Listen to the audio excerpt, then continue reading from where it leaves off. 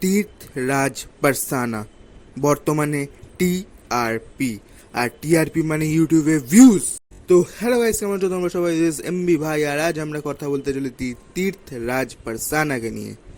Yes, তীর্থরাজ পারসানা এই সেই ব্যক্তি যে পৃথিবীর বুকে, বাচ্চাদের বুকে একটা প্রশ্ন ছুঁড়ে মেরেছে, যেটা হচ্ছে, ওয়াজ লুসিফার ইনোসেন্ট? দেখো ভাই, আমি জানি না লুসিফার ইনোসেন্ট কি ইনোসেন্ট না, কিন্তু আমি এইটুখানি জানি ভাই আমাদের আমাদের ভাই একটা বই লেখে, Lucifer was innocent the red pill বলে। তো এই বইটাকে নিয়ে যত আর কি জল ঘোলা।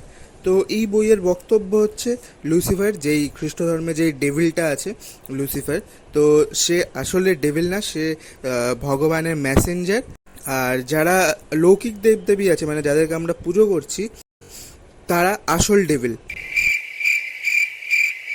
হ্যাঁ, এই বইতে তাই ক্লেম করা আছে, আমি জানি না ভাই।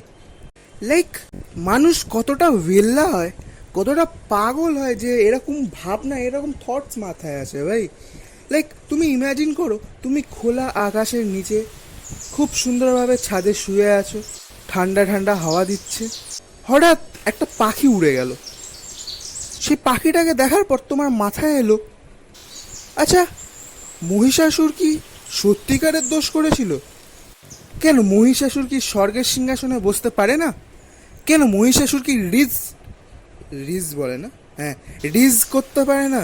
কেন মহিষাসুরের কোনো অরা নেই? আমি মহিষাসুরকে ডিফেন্ড করব। আমি সবার সামনে এই সত্যিটাকে আনবো যে মহিষাসুর ওয়াজ ইনোসেন্ট। ভাই, লোকে চপ্পল ছুঁড়ে মারবে, শুধরে যা। इंडिया के लिए लिखी नहीं गई थी। This book is based on Christianity, जो कि दुनिया का सबसे popular and most populated religion है, सबसे बड़ा रिलीजन। ये बुक वेस्ट के लिए लिखी गई थी। ভাই, ইন্ডিয়ার লোক পাগল হচ্ছে কেন?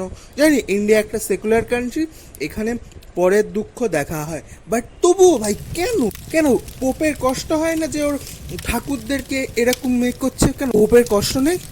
পোপের কষ্ট হয় না যে একটা ইন্ডিয়া থেকে ছেলে এরকম বলে যাচ্ছে লুসিফার ইনোসেন্ট? কন্ট্রোল ভাই, কন্ট্রোল।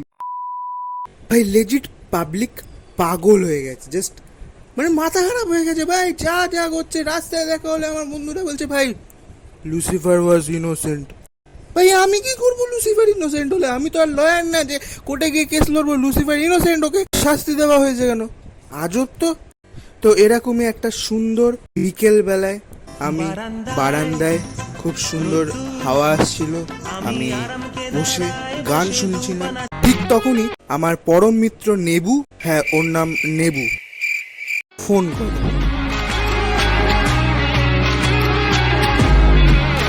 হ্যালো, আরে হ্যাঁ ভাই নেবু, বল কি হয়েছে? ভাই হ্যাঁ, কি হয়েছে বল। Lucifer was innocent. ও আচ্ছা আচ্ছা, হ্যাঁ হ্যাঁ, লুসিফার দোষ করেনি, ভগবানরাই দোষ করেছে। তুই কি গাঁজা ফাজা খাচ্ছিস নাকি? না ভাই, আমাদের তীর্থ ভাই আমার চোখ খুলে দিয়েছে, আমি রেড পিল খেয়ে ফেলেছি। তুই প্যারাসিটামল গিলতে গেলে তোর আত্মা উঠে আসে, তুই আবার রেড পিল কবে গিললি বে? এই রিসেন্ট আজকেই খেলাম। চাপ নেই, তোর জন্য পাঠিয়েছি রিয়ালিটি গান। এইসব ভোমরাতে পড়ে থাকিস না ভাই। এই দেখো, একটা পার্সেলে এই বই পাঠিয়েছে, লুসিফার ওয়াজ ইনোসেন্ট রেড পিল। বইটা পড়ার পর ফোন করিস। Hello hello hello hello. আরে ভাই লেবু, কি বলবো, থ্যাংক ইউ সো মাচ। তোর জন্যে আজ আমি রিয়ালিটি জানতে পারলাম। তোর জন্য আজকে আমার তৃতীয় নয়ন খুলে গেছে, জানিস তুই। থ্যাংক ইউ यार, তোকে থ্যাংক ইউ। আরে ভাই, বন্ধুরা তো বন্ধুদেরকে সাহায্য করবে, আর আমি যে তোকে রিয়ালিটি দেখাতে পেরেছি, এটা আমার জন্য সৌভাগ্য। ভাই দেখ, তুই এত ভালো কাজ করলি, তোর জন্য তো একটা গিফট মানে দরকারই, তোকে গিফট দেওয়াই উচিত। আরে ভাই, এটার কোনো দরকার নেই।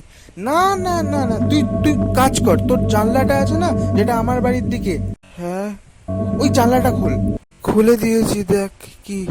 দেখ শোন, এবার তুই জানলার সামনেই দাঁড়িয়েছিস তো? হ্যাঁ হ্যাঁ, জানলার সামনেই দাঁড়িয়ে থাক, আর নড়বি না কিন্তু। তোকে কিন্তু পার্সেলটা ক্যাচ করতে হবে।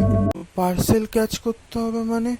আরে অ্যারো সার্ভিস না, জানলা দিয়ে আসবে, তোকে তো ক্যাচ করতে হবে।